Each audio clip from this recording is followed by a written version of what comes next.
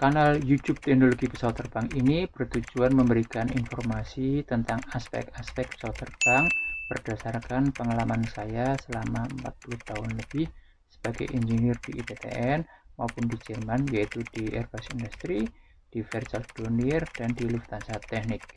Di bagian kedua ini dijelaskan pengujian N250 untuk semua sistem yang menggunakan sumber tenaga listrik. Bagian ini sangat penting karena hampir semua kontrol pada N250 menggunakan tenaga serta sinyal listrik, baik analog maupun digital. Pengujian sistem secara aktif menggunakan daya listrik. Pada pengujian sebelumnya, semua wire bundle sudah diuji dari ujung ke ujung, tidak ada short circuit antara masing-masing kabel dan antara kabel dengan struktur. Juga semua pipa-pipa hidrolik dan pipa-pipa bahan bakar diuji dengan tekanan nominal dan tekanan berlebih. Langkah berikutnya adalah memasukkan aliran listrik ke dalam pesawat terbang. Hal ini lazim disebut first power on. Proses masuknya daya listrik ke dalam pesawat terbang sangat kritis karena bila ada kesalahan pada sambungan atau pada koneksinya bisa terjadi short circuit, bahkan bisa terjadi overheat atau temperatur berlebih pada kabel sehingga dengan demikian bau asap kemana-mana. Di Boeing itu disebut juga smoke test. Jadi engineer Boeing menyebut tes tersebut sebagai smoke test karena kalau terjadi kesalahan akan bau kabel kemana-mana sehingga seakan-akan terjadi kebakaran. Dari puluhan sistem di pesawat terbang atau subsistem di pesawat terbang, mana yang harus didahulukan, mana yang lebih dulu diperlukan untuk pengujian berikutnya, itu sangat penting sehingga kami berembuk dengan para spesialis dari sekian banyak sistem dan kemudian sepakat untuk melakukan tes-tes di bawah ini. Sistem pertama yang diaktifkan adalah electrical system. Untuk fase awal ini yang digunakan sebagai sumber daya listrik adalah GPU ground power unit yang disambungkan ke receptacle atau colokan penerima di bagian kanan depan biasanya di luar pesawat terbang. Kemudian diperiksa apakah tegangan dan frekuensi, apakah 28 volt DC atau 115 volt AC 400 Hz sudah cocok. Yang dari GPU, bila sudah cocok maka master switch di pesawat bisa dihidupkan. Dengan demikian listrik pertama kali masuk ke dalam pesawat terbang. Kemudian diukur di ujung-ujung kabel, seharusnya 0 karena pada awal sebelum tes dimulai semua circuit breaker system di-off-kan. Kemudian satu persatu sistem dan subsistem di-on-kan circuit breakernya, lalu diukur tegangan pada ujung yang semula 0. Kalau benar, maka di ujung tersebut akan ada tegangan 28 volt DC atau 115 volt AC 400 Hz. Ada puluhan circuit breaker untuk pesawat sekelas N250 yang melayani bermacam-macam keperluan seperti kita sebut saja air conditioning system, kemudian cabin pressure system, oxygen system, hydraulic system, flight control system, dan seterusnya, sangat banyak. Jadi satu persatu di push atau ditekan circuit breaker lalu diukur di ujung satunya lagi. Sistem kedua yang diaktifkan adalah avionics cooling system yang berfungsi untuk mendinginkan avionik atau display yang ada di kokpit di depan pilot dan co-pilot. Pada N250 semua sistem statusnya dimonitor oleh sistem yang mirip dengan EICAS, Engine Indication and Crew Alerting System, atau istilah lain adalah ECAM, Electronic Centralized Aircraft Monitoring. Sehingga status dari masing-masing bisa dilihat di situ. Untuk itu, maka yang harus didahulukan adalah cukupnya cooling system untuk display tersebut, untuk sistem tersebut, sehingga setiap kali kita menghidupkan sistem, maka bisa dilihat apakah sistem itu berfungsi, apakah sistem itu normal atau fail. Yang berikut yang dilakukan adalah pengujian untuk avionics system. Avionics system utamanya terdiri dari navigation dan communication. Semua avionic parameter itu ditunjukkan di depan pilot yang disebut PFD, Primary Flight Display, ND atau Navigation Display, sedangkan yang di tengah itu adalah Multifunction Display. Kalau kita lihat dari sebelah kiri, yang pertama, kedua sudah saya sebutkan PFD, ND, lalu MFD, lalu setelah itu adalah Nav Display lagi, kemudian Primary Flight Display. Yang didisplaykan pada PFD dan ND itu bermacam-macam, termasuk misalkan airspeed, vertical speed, kemudian sudut kemiringan pesawat terbang atau bank angle, kemudian climb angle, dan seterusnya, macam-macam. Jadi semua yang diproses atau dihasilkan oleh avionics system itu didisplaykan di PFD, ND maupun MFD. Weather radar display juga ditunjukkan umumnya pada monitor ND atau MFD. Tetapi karena pesawat ada di dalam hanggar, maka tidak boleh ada transmisi dari weather radar antena, sehingga yang diuji adalah fungsi kontrolnya saja, tapi tanpa ada transmisi daya dari weather radar antena. Sistem lainnya yang harus kami uji pada fase-fase awal adalah hydraulic system, karena hydraulic system diperlukan untuk memberikan sumber daya kepada landing gear system, yaitu untuk menaikkan atau menurunkan landing gear, kemudian juga untuk melakukan braking atau pengereman pada main landing gear. Kemudian juga hydraulic system itu diperlukan untuk mendukung flight control system, yaitu untuk menggerakkan aktuator yang berfungsi untuk menggerakkan control surface seperti rudder, aileron, elevator, dan surface lainnya. Landing gear system dan braking system. Landing gear terdiri dari dua bagian besar. Yang pertama adalah nose landing gear di bagian depan, kira-kira di bawah kokpit ke depan sedikit, kemudian main landing gear yang letaknya di bagian belakang.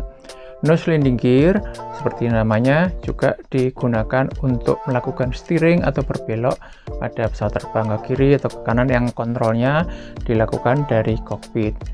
Main landing gear berfungsi untuk menerima beban utama saat landing, kemudian juga dilengkapi dengan braking system atau sistem pengereman dan anti-skid, ya, untuk mencegah terjadinya skid atau slip.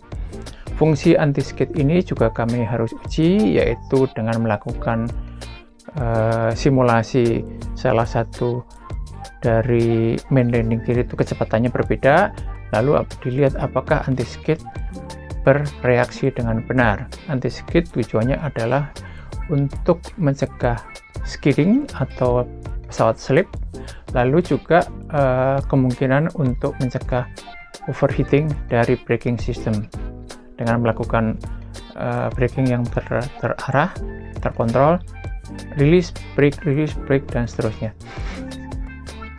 Flight control, control surface. Permukaan pesawat yang disebut sebagai flight control surface digerakkan oleh aktuator yang menggunakan tenaga hidrolik dan dikontrol oleh flight control units. Beberapa contoh dari control surface itu adalah misalkan aileron, elevator, rudder, flaps.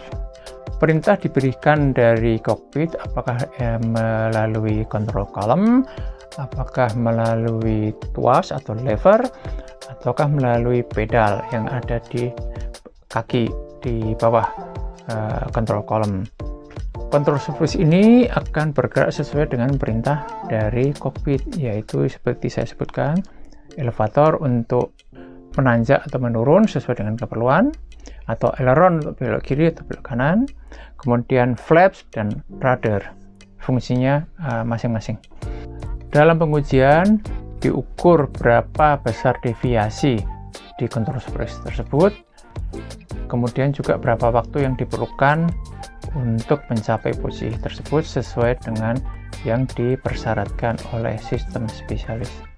Environmental Control System, ECS atau Environmental Control System adalah sistem yang melakukan fungsi untuk mengontrol atau mengatur kondisi di dalam kabin sehingga aman dan nyaman buat flight crew maupun buat penumpang.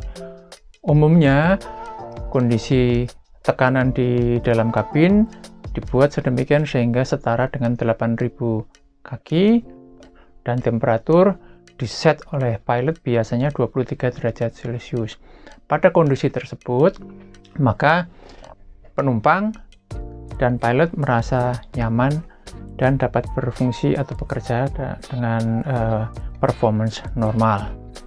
Air conditioning system memperoleh daya atau supply dari fresh air dari bleed system yang disuplai oleh engine atau oleh APU auxiliary power unit bila APU berfungsi atau berjalan. Aliran udara segar harus mencukupi sehingga suplai oksigen cukup ke dalam kabin. Kemudian tekanan di dalam kabin itu diatur oleh beberapa komponen, salah satunya adalah outflow valve yang berfungsi untuk membuka, menutup, sehingga tekanan di dalam kabin akan konstan atau hampir konstan pada 8.000 kaki. Karena pengujian dilakukan pada saat pesawat di dalam hanggar dan mesin pesawat tidak bisa dihidupkan, maka pengujian hanya dilakukan untuk mengontrol fungsi-fungsi control unit dan parameter lain yang sifatnya statis. Fire Protection System. Fire Protection System pada umumnya terdiri dari Smoke Detection System dan Fire Extinguishing System.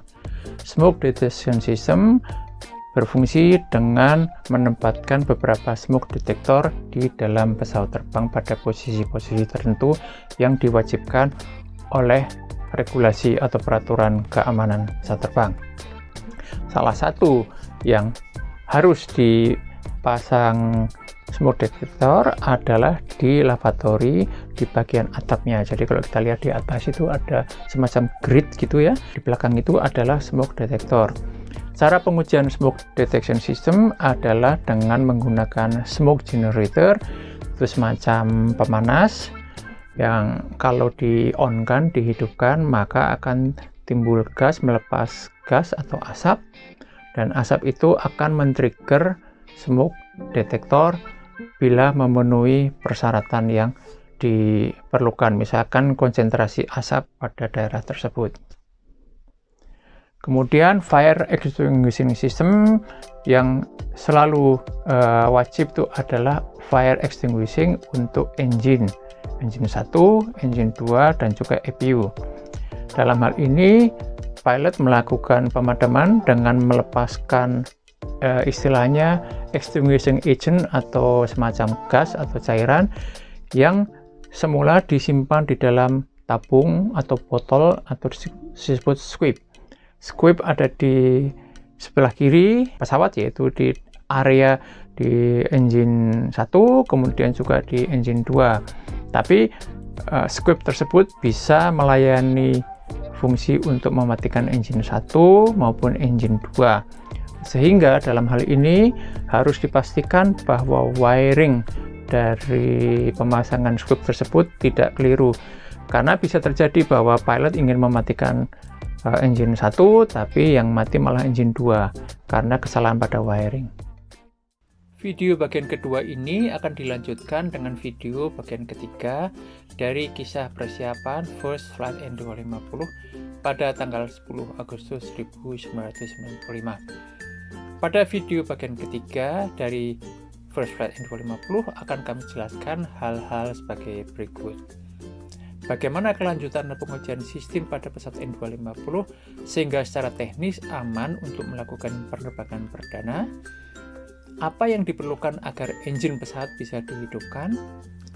2 hari sebelum first flight, yaitu pada tanggal 8 Agustus 1995, tim pengujian menemukan kesalahan atau failure pada sistem autopilot sehingga harus dilakukan troubleshooting sampai dini hari. Bagaimana hasilnya? Kemudian, apa itu high speed taxi test? Apakah yang dilakukan para spesialis engineers di Mission Operation Control Room atau MOCR atau yang sering disebut sebagai Flight Test Tower? Saat N250 melakukan terbang perdana, adakah pesawat lain yang mengawal dan mengamati N250 tersebut? Apakah ada hal luar biasa yang dilakukan pada saat terbang perdana N250 yang pada umumnya tidak dilakukan oleh aircraft manufacturers lain di dunia?